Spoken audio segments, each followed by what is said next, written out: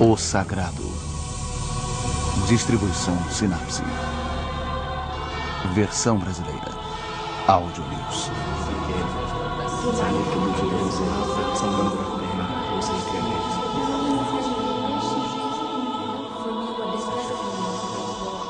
Para mim, a vida é o que há de mais sagrado.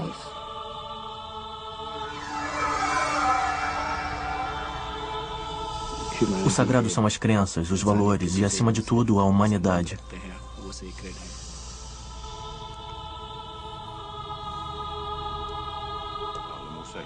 Para mim, o que há de mais sagrado é minha família.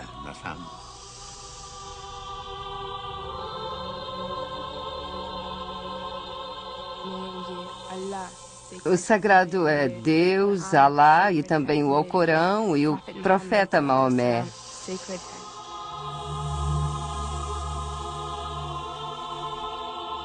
Desde o nascimento da civilização, o ser humano busca compreender a dimensão do sagrado e até mesmo ter controle sobre ele.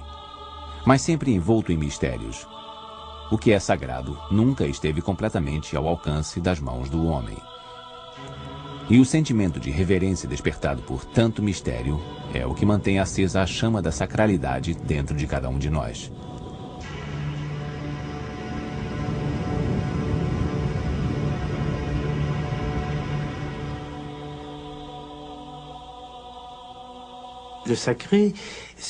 O sagrado é, acima de tudo, uma palavra. É um termo que define experiências que nem todas as pessoas consideram que sejam sagradas.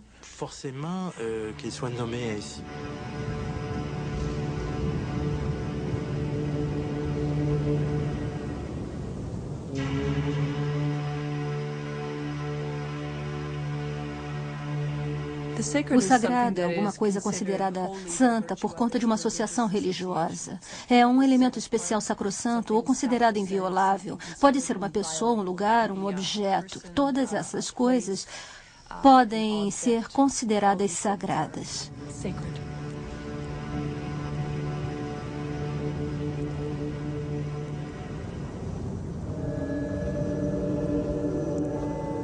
Os seres humanos sentem a necessidade de acreditar em algum sistema profundamente arraigado de valores que confirmem e deem sentido à vida.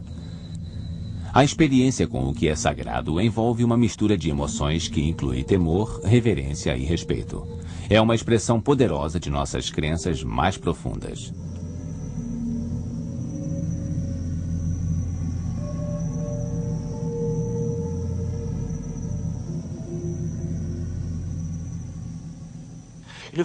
É importante lembrar que o conceito de sagrado envolve também um lado desconfortável.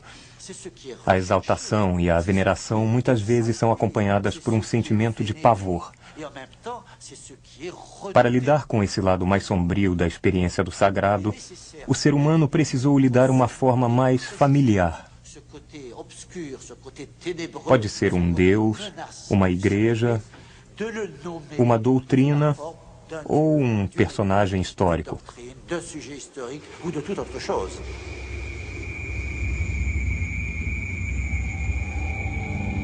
As forças misteriosas que despertavam o medo nos corações de nossos antepassados muitas vezes se manifestavam no céu. Lá em cima, na vastidão infinita dos céus, fez-se a morada dos deuses. Mas as forças divinas precisavam ser acessíveis. Sendo assim, eram concebidas sob formas familiares para os homens da época, ou então como seres espirituais e imateriais.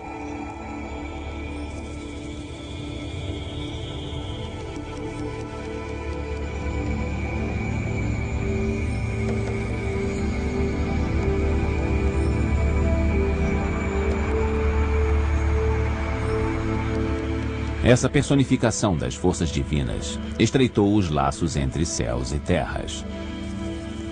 Agora, o homem tinha a possibilidade de entrar em comunhão com o sobrenatural.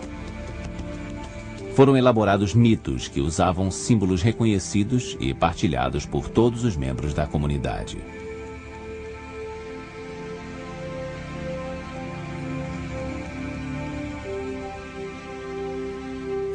Eu diria que o conceito do sagrado está ligado a lugares, rituais e indivíduos que fazem as pessoas entrarem em contato com forças que estão além da sua compreensão. Na verdade, os sagrados são essas próprias forças que só podem ser compreendidas através de rituais, símbolos locais e indivíduos especiais.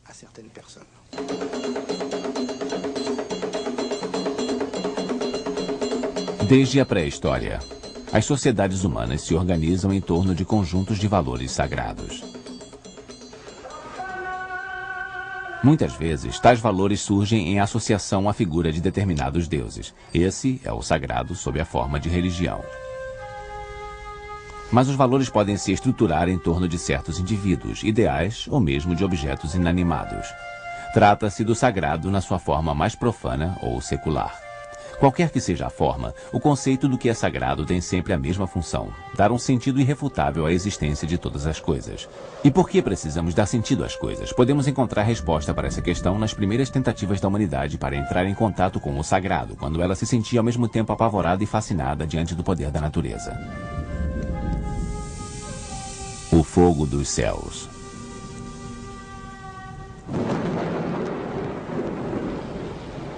A reverência pelo sagrado nasceu do terror que os fenômenos da natureza provocavam no homem.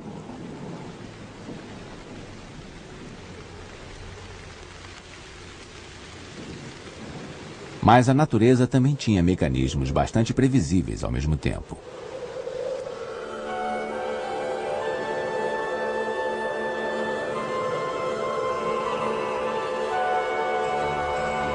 Sua generosidade permitia a sobrevivência do homem, mesmo enfrentando duras condições de vida.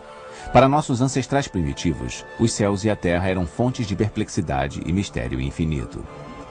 Para explicar os fenômenos que presenciavam e lhes dar mais segurança, eles criaram o sistema de crenças hoje conhecido como animismo.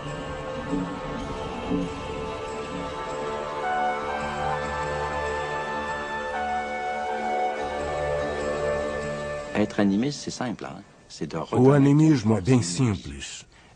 Ele é a crença de que os objetos, a natureza e nós mesmos somos habitados por uma força ou energia vital. Nos céus e na terra, todas as coisas tinham uma aura de mistério. Quando se viam diante de um acontecimento inesperado ou fenômeno incomum, os homens procuravam causas identificáveis. Assim nasceram lendas explicativas e o uso dos símbolos para interpretar os mistérios da vida. A humanidade começou a indagar o sentido dos acontecimentos naturais graças a um sistema representativo de símbolos que, mais tarde, originou as mitologias.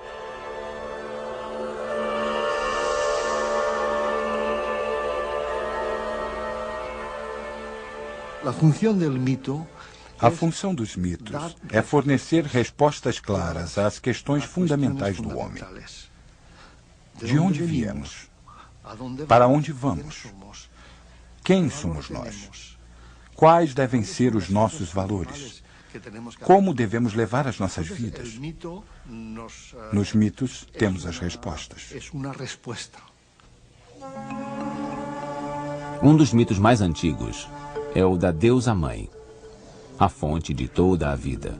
Desde tempos muito antigos, a sua imagem se tornou um objeto popular de veneração religiosa. Pequenas estátuas da deusa mãe foram encontradas pelo mundo inteiro.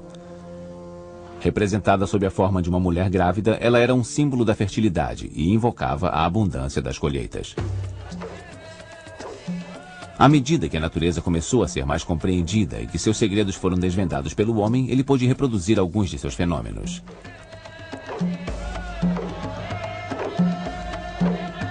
Para as primeiras comunidades pastorais e agrícolas surgidas há 12 mil anos, a fertilidade era fundamental.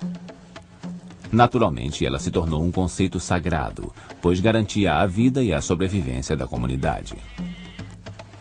Isso deu origem a uma crença universal na Mãe Natureza, a deusa Gaia dos gregos, ou Kali para os hindus. Quando começou a venerar deuses, o homem passou também a invocar a intervenção deles na sua vida cotidiana. Isso era feito através dos rituais ou conjuntos de procedimentos determinados para obter favores de uma divindade em particular. A dança e diversas formas de celebração ganharam o status de poder conjurar as forças sobrenaturais.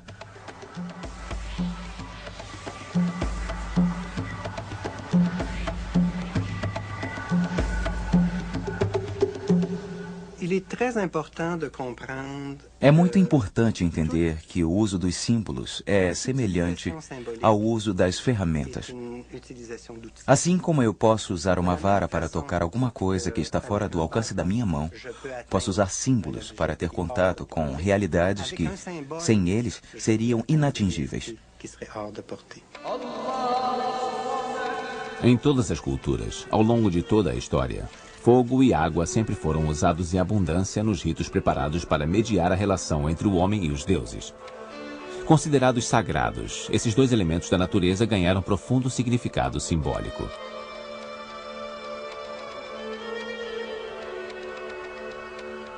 O fogo representa a vida e a sabedoria. Ele atua na comunicação entre o mundo dos vivos e o reino dos mortos.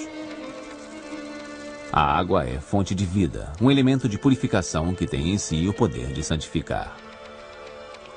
O início de cada estágio na vida de uma pessoa costuma ser marcado por rituais. Eles realçam a importância da passagem de uma condição à seguinte, seja no momento do nascimento, do casamento ou da morte.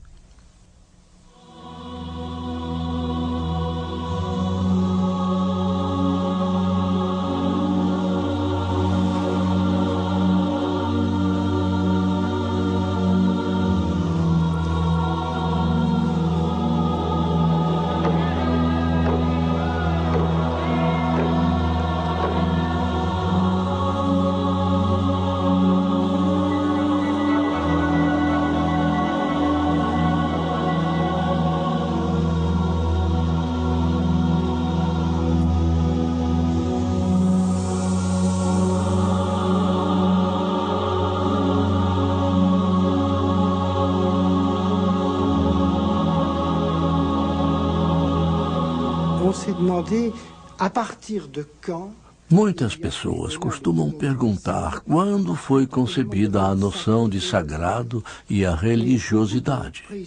Muitos estudiosos e antropólogos acreditam que o homem moderno nasceu no momento que a humanidade passou a cultuar os seus mortos. Pelo que eu sei, o túmulo mais antigo de que se tem notícia foi descoberto perto de Nazaré e tem mais de 90 mil anos. Podemos garantir que houve uma cerimônia fúnebre no local e que o corpo foi sepultado segundo algum tipo de ritual. Assim, o homem emergia da sua condição animal. Ele começou a tentar fazer contato com seus antepassados e com a vida além da morte. Quando os seres humanos tomaram consciência da sua própria mortalidade, a sua percepção do tempo mudou para sempre. Tornou-se necessário que eles atuassem dentro de uma determinada estrutura de tempo e que encontrassem um sentido não só para as suas vidas, mas também para a morte. Em muitas sociedades, a experiência com a morte fez nascer a crença na vida depois da morte. E em algumas delas, a vida após a morte passou a ocupar lugar importante nas preocupações dos vivos. Essa é a maior apreensão do ser humano. Em todo o planeta, todas as culturas tentaram criar sistemas para lidar com a morte. Nós precisamos aprender a viver, mas também precisamos aprender a morrer. Mais il faut savoir mourir.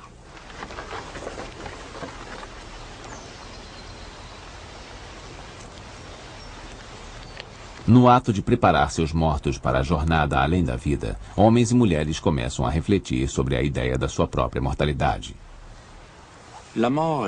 É como se a morte fosse a obsessão primordial do homem. Vidas inteiras são gastas tentando esquecer a morte e falando sobre ela.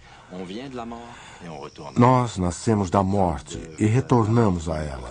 O estágio anterior à vida é uma espécie de morte. Sendo assim, passaremos a maior parte da eternidade no estado de morte. A vida é um mero piscar de olhos. É uma fagulha que pode se apagar facilmente.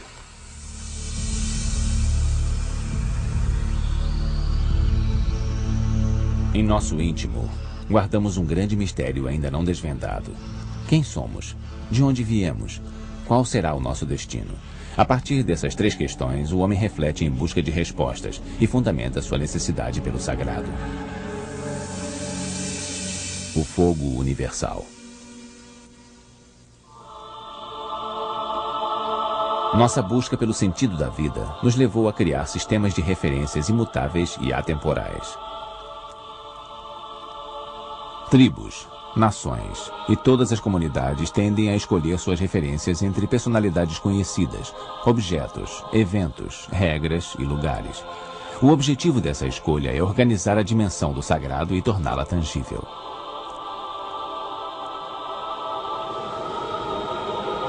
Nas montanhas mais altas, nos vales mais remotos, em torno de uma fogueira, de um monolito ou de um altar, o homem sempre sentiu a necessidade de demarcar espaços sagrados com limites bem precisos.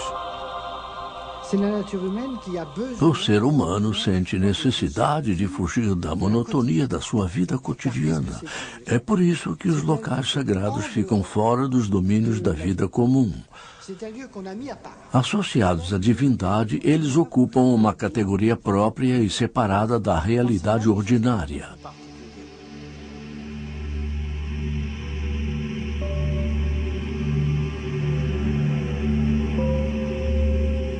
A construção de um prédio sagrado requer a escolha de um local carregado de um valor especial. Um lugar que, em si, contenha qualidades sagradas. Um bom exemplo disso é o Domo do Rochedo, a primeira expressão da arquitetura sagrada dos muçulmanos. O templo foi construído para abrigar o rochedo a partir do qual o profeta Maomé subiu aos céus.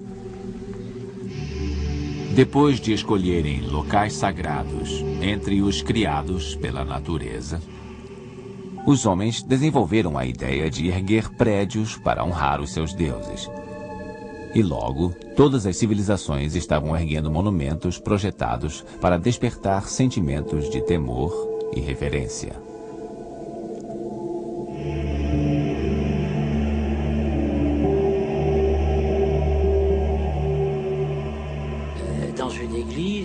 Quando alguém entra numa igreja para rezar, não está num edifício qualquer e o seu comportamento reflete isso.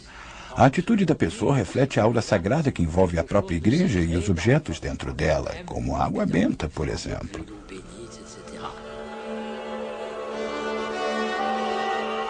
Os monumentos sagrados eram construídos segundo técnicas precisas, muitas vezes apoiadas nos princípios da geometria e astronomia.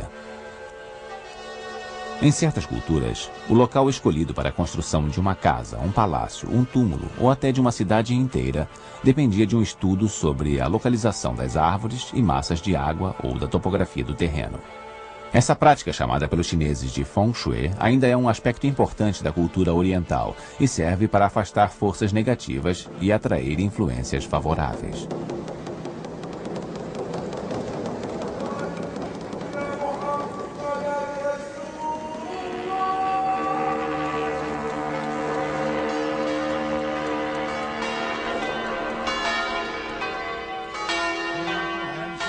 O conceito de sagrado envolve uma dimensão temporal além da espacial. O ser humano precisa criar pontos de referência ao longo de uma linha de tempo para entrar em sintonia com os mistérios do universo. Existem momentos para a meditação, momentos para a celebração, momentos para a oração individual e para os rituais em grupos. Existem momentos para a alegria e momentos para o pesar. Tais momentos de grande emoção alimentam a chama sagrada que arde no peito de cada um de nós. Eles nos chamam a atenção para os momentos importantes de nossas vidas. Cerimônias e celebrações religiosas existem no mundo inteiro. Elas são usadas para marcar momentos importantes da vida da comunidade e têm uma importância vital para garantir a coesão social. Para grupos de cristãos, a missa e a comunhão relembram a última ceia de Cristo. Para os judeus, a leitura solene do Torá relembra o momento em que Moisés recebeu as tábuas da lei das mãos de Deus e retornou do Monte Sinai. O Eid el-Adha, ou o banquete do sacrifício, é a cerimônia na qual os muçulmanos matam um cordeiro para recordar o sacrifício de Abraão. Se entendermos a dimensão do sagrado como uma coisa separada da realidade cotidiana, podemos dizer que ela se manifesta durante as situações rituais. Os ritos, como os mitos, evocam uma noção de tempo bem diferente do tempo linear, cronológico e finito. O tempo ritual é regenerativo, eterno e cíclico. É o que pode ser chamado de tempo atemporal. Muitas formas de recriação simbólica utilizam a dança, o teatro, a pintura ou a escultura.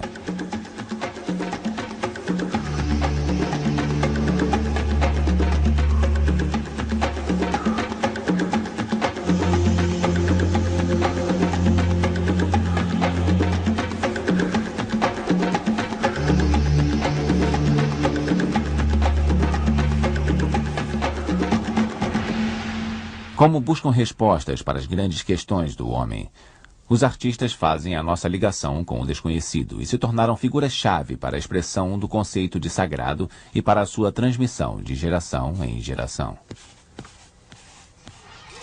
Nossa relação com aquilo que transcende a realidade imediata foi garantida desde o início por indivíduos especiais.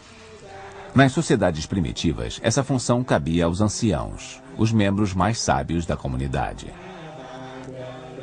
Os espíritos dos ancestrais também atuavam como conselheiros e guias na lida com o sagrado. Como intercediam junto aos deuses, esses indivíduos, vivos ou mortos, eram considerados infalíveis. Para viver a vida em harmonia, era preciso apenas seguir os conselhos deles e obedecer às regras que estabeleciam. É nesse ponto que entra o conceito de hierarquia. Incidentalmente, a raiz grega da palavra hierarquia quer dizer ordem sagrada.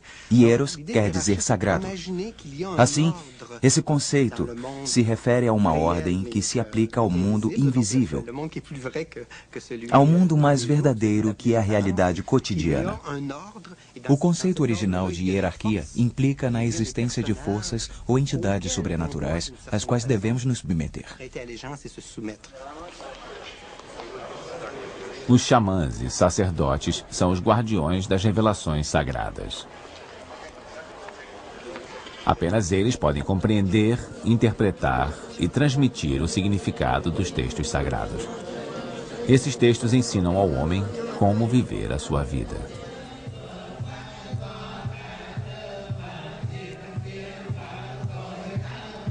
Os ensinamentos de Buda incluem 8 princípios de comportamento, como: dê ao próximo o que ele mais estiver precisando. Fale sempre com mansidão. E Deus disse: não deveis adorar a outros deuses além de mim. Honrai o vosso pai e a vossa mãe.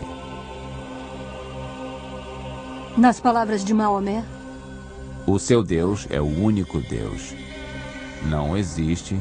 Segundo a Declaração Universal dos Direitos Humanos, toda pessoa nasce livre em igualdade de dignidade e direitos. Toda pessoa tem direito à vida, liberdade e segurança. Com o tempo, as leis e ritos religiosos se tornaram as leis e ritos de sociedades inteiras. Todos esses princípios nasceram diretamente da experiência humana e foram criados para evitar situações que possam ameaçar a estabilidade social. Uma ordem estabelecida define regras que seus membros devem seguir para manter a coesão social.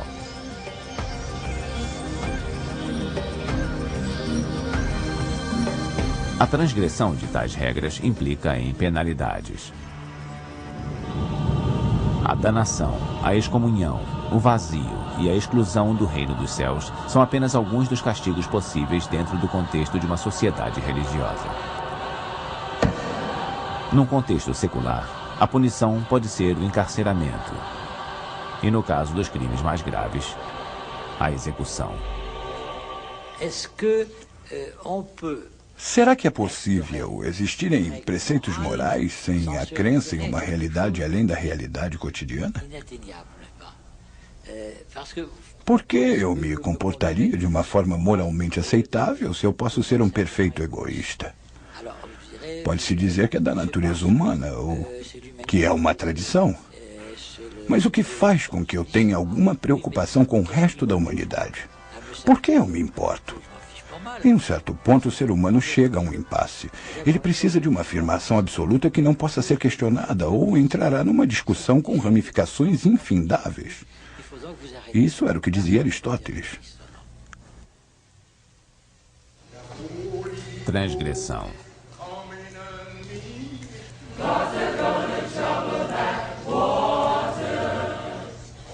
Nas sociedades tradicionais, a dimensão do sagrado se organizou em torno de instituições religiosas.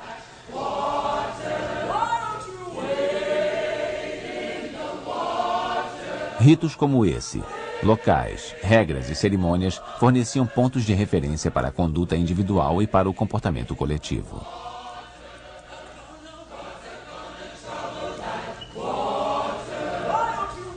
Tais modelos acabaram por evocar ideias seculares que influenciaram a organização do sagrado.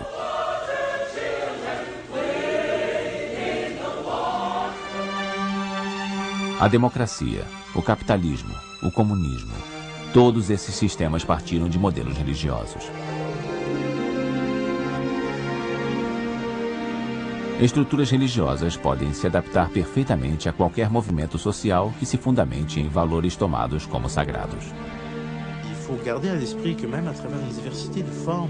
É importante lembrar que, embora tenham surgido muitos modelos diferentes, as estruturas e a dinâmica interna de todos são bem semelhantes.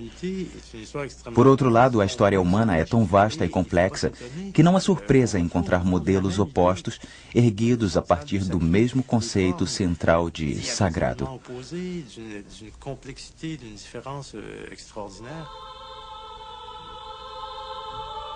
Religiosa ou secular, a organização do sagrado é feita de modo a permitir que as sociedades estabeleçam metas em comum.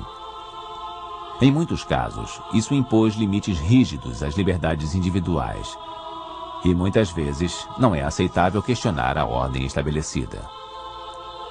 Certos indivíduos, insatisfeitos com os limites impostos a eles, se revoltam contra dogmas, leis e valores.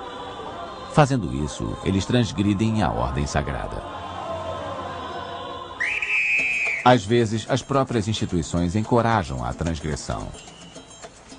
Festivais pagãos e festas como o Carnaval existem precisamente por causa disso.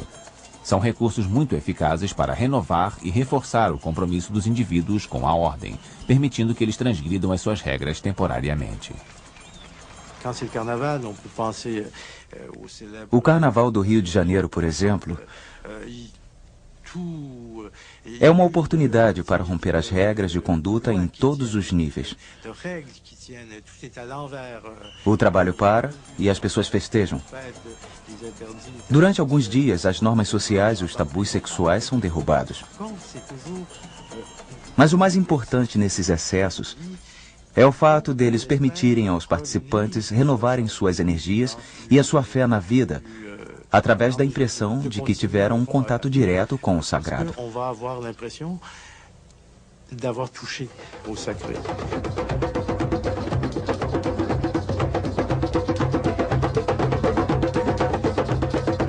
Essas formas espetaculares e provocativas de transgressão não enfraquecem a organização sagrada, mas funcionam como válvulas de escape que evitam ameaças mais graves à ordem social. A transgressão se torna uma ameaça quando é incitada por indivíduos insatisfeitos com a ordem sagrada que lhes foi imposta. Em casos como esse, a ordem existente pode perder a sua aura sagrada e abrir espaço para o nascimento de uma nova ordem com crenças e pontos de referência próprios.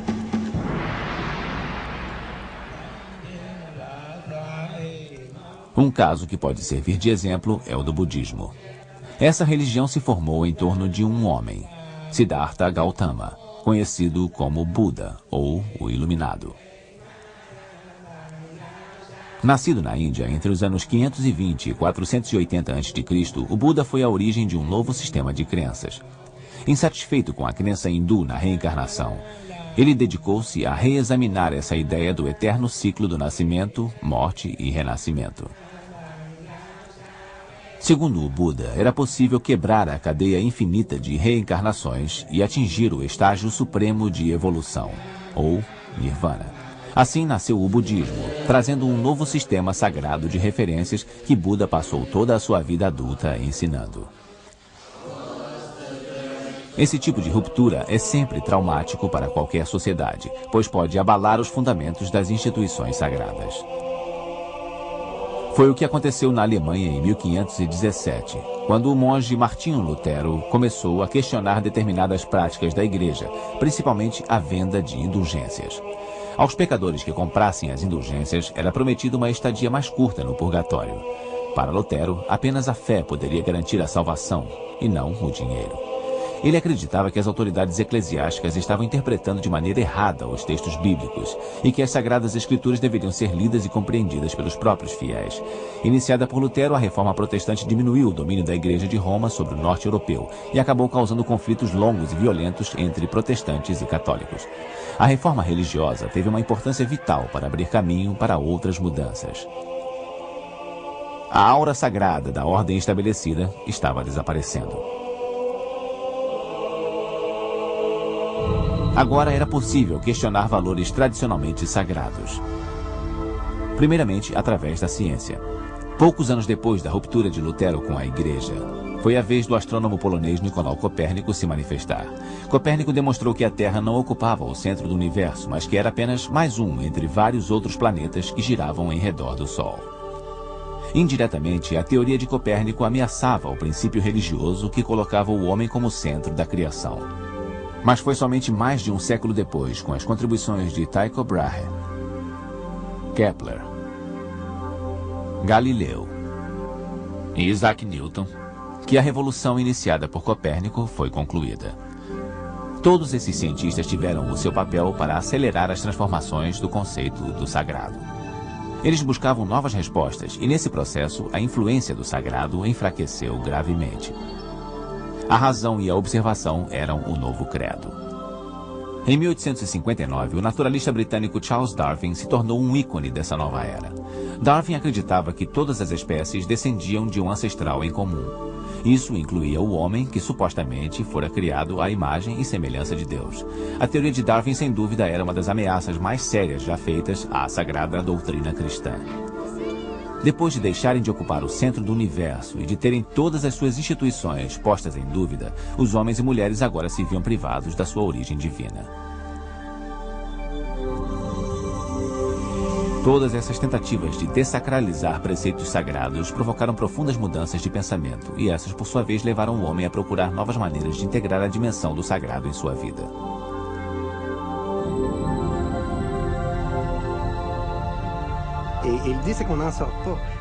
Em suma, é impossível escapar. O homem sempre vai ter necessidade de criar mitos interpretativos ou explicativos. Eles são mantidos enquanto se adequarem à sua função ou até que sejam questionados mais seriamente. Os seres humanos não podem viver sem valores sagrados que deem sentido à sua vida. Paradoxalmente, a mesma ciência que havia ameaçado as religiões era agora elevada à posição de sagrada.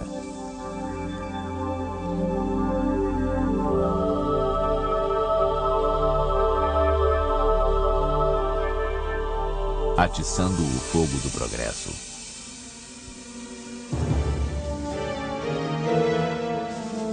O mundo ocidental se voltou para a ciência no século XIX.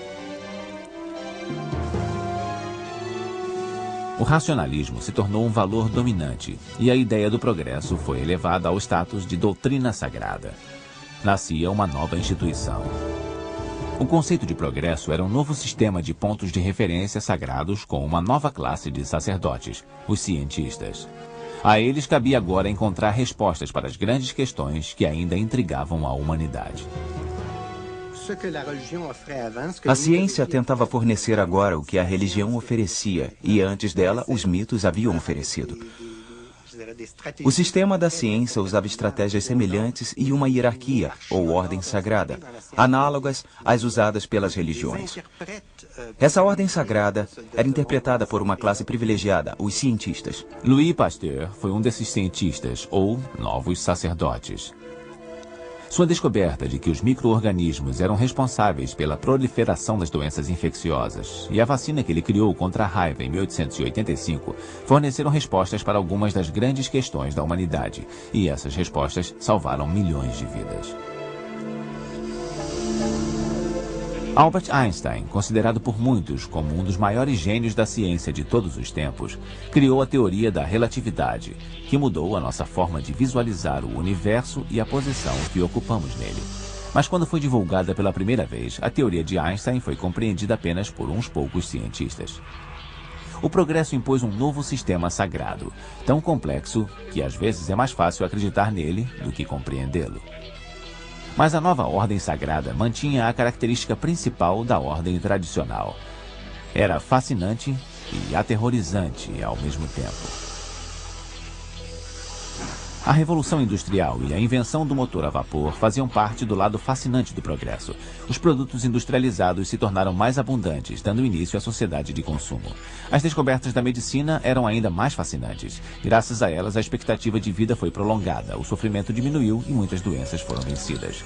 O progresso trouxe formas mais eficazes de comunicação, com invenções como o telégrafo e a fibra óptica. Os foguetes nos libertaram do confinamento ao planeta Terra.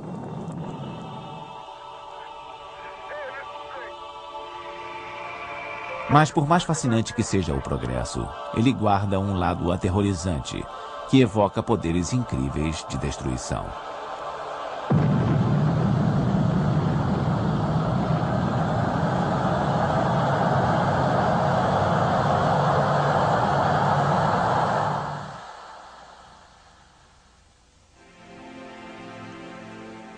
Eu posso me tornar a morte, o destruidor do mundo. Com esse trecho de um texto sagrado hindu, Robert Oppenheimer expressou todo o terror que sentiu ao ver a explosão da bomba atômica que ele próprio havia inventado. A primeira explosão atômica, em 1945, fez a humanidade se deparar com as poderosas forças destrutivas trazidas pelo progresso. Agora, o homem era capaz de destruir o planeta e levar a sua espécie consigo. O desastre de Chernobyl, em 1989, veio nos conscientizar sobre os perigos que enfrentamos quando o progresso permite que o homem brinque com as forças da natureza.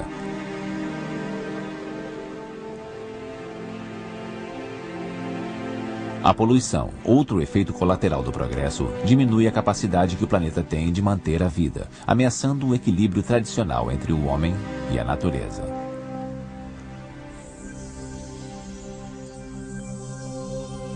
Em última instância, o progresso permite que o homem compreenda melhor a natureza das coisas que o cercam, mas não trouxe resposta para as suas grandes questões filosóficas. À medida que o progresso avança, ele nos traz mais conhecimentos, mas esses conhecimentos, por sua vez, despertam novas questões.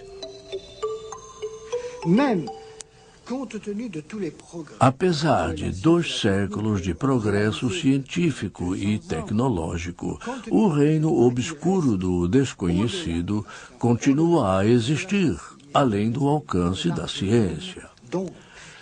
Eu diria até que, quanto mais a ciência progride, mais esse reino obscuro se torna evidente. Quanto mais criamos luz para revelar coisas, mais se expandem os limites da escuridão.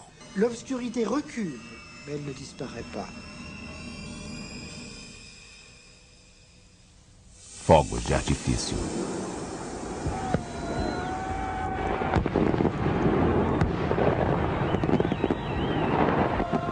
Na atualidade, as grandes religiões abarcam entre seus fiéis cerca de metade da população mundial.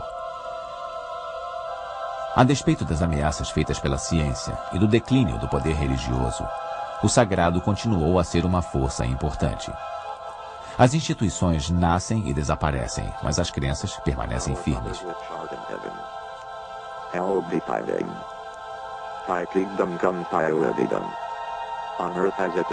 Ao longo de toda a história, em todas as culturas, a necessidade de acreditar em algo transcendental se manifestou incontestavelmente sob as mais variadas formas. O sagrado é algo completamente obscuro. Onde ele se situa? O que é exatamente? Alguém já ouviu? São seres humanos que determinam que, passando por determinada porta, você estará num local sagrado, ou que, segurando um objeto como a Bíblia, por exemplo, você estará em contato com algo sagrado. São as pessoas que dizem que, mencionando o nome de Deus, você estará invocando uma palavra sagrada. Isso tudo não passa de criação do homem. Em última instância, sagrado é tudo aquilo que o ser humano definiu como tal, e sendo assim, precisa ser localizado e renovado. Hoje, tanto no Ocidente quanto no Oriente, muitos veem o sagrado como o retorno a valores religiosos fundamentais. Valores esses que têm protegido a humanidade contra abusos dos valores seculares.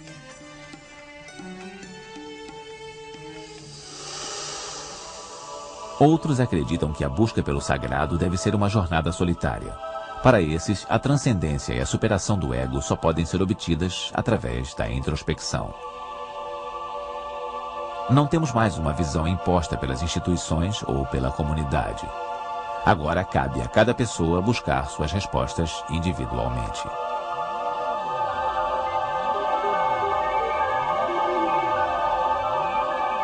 Talvez isso explique por que, nos últimos 50 anos, mais de 123 milhões de pessoas aderiram às novas seitas que proliferam pelo mundo.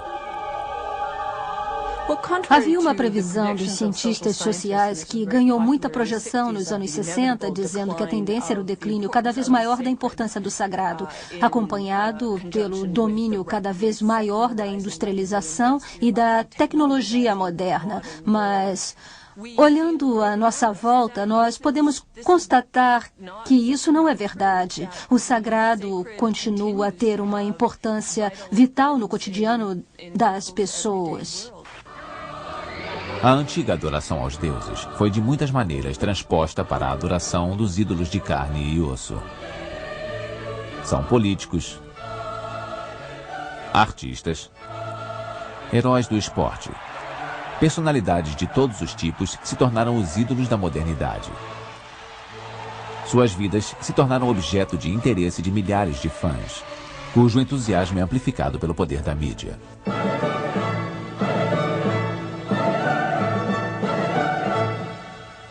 Outra crença da modernidade foi disseminada pelos ecologistas, que veem o planeta Terra como um ser vivo. Segundo a visão deles, o planeta reage de forma tangível tanto às agressões que infligimos quanto aos esforços feitos para reparar os danos. Essa nova forma de animismo é uma volta aos primórdios da noção de sagrado e aos valores dos nossos ancestrais primitivos. Ela é um produto da angústia que muitas pessoas sentem diante dos recentes desastres ecológicos. A mesma angústia que está gerando uma nova solidariedade entre o homem e a natureza.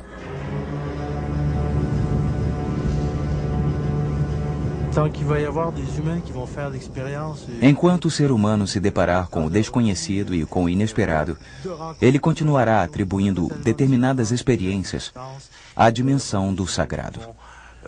Essayer de nommer une expérience du sacré.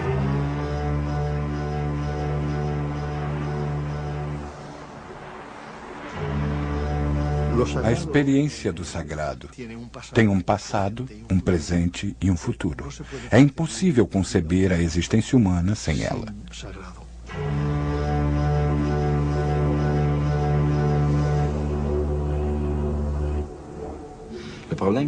O grande desafio do século será de natureza espiritual. A própria espiritualidade do ser humano está ameaçada. As pessoas estão buscando desesperadamente um sentido para suas vidas.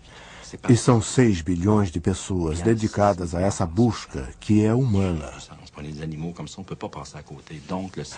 A dimensão do sagrado sempre existiu para dar esse sentido, e em última instância, ela pode ser comparada à sabedoria.